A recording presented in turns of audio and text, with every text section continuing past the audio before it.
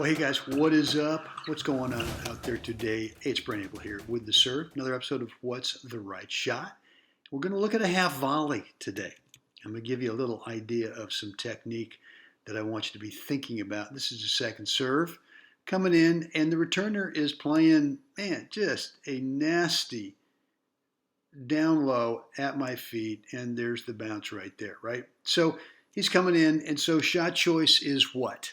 Do I go up the line? Do I go in the middle of those two guys? Maybe cross court, maybe back at the feet of that incoming returner.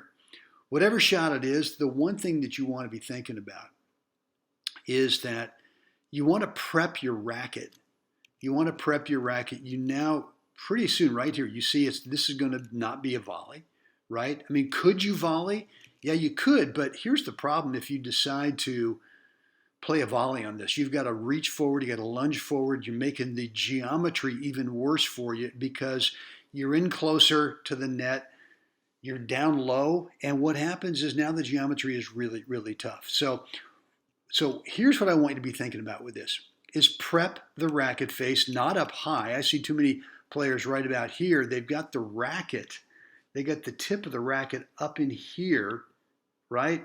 Sort of in this area, and then when it's time to swing or to play or to make contact is they have to chop down. Now what happens when you chop down? Well, the ball typically goes up, sets up your opponent. So what we want to feel here is that we're just placing the racket face behind where you think contact's eventually going to go, and you wait, and at some point you just bring it against the ball. That's all. You don't need to swing down on it. You don't need any kind of spin. I mean, you're going to get some kind of spin, right? But for me, I prefer just more of presenting the ball with kind of like a little backboard and let it rebound off of that backboard as I just kind of push through it. Now, look, my target was cross court into the alley. I don't know, maybe just not kind of having fun in terms of not moving forward after the shot, right?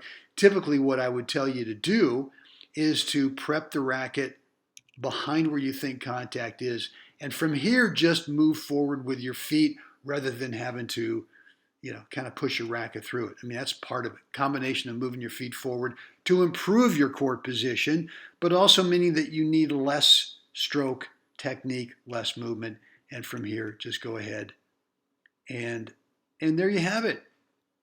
Okay, so let's look at this in real time. Let's just take one quick peek at this in real time and see if you can get a sense of how you would just place the racket head right behind where you think contact's going to be, and then just, it doesn't take much, right? It's really just trusting that you don't have to hack down into it with a high to low. It's that you're already down there ready to receive it and then just kind of feel it back across court. All right, guys, look, I got another short message video for you. If you are competitive like me, a little obsessed, a little insane,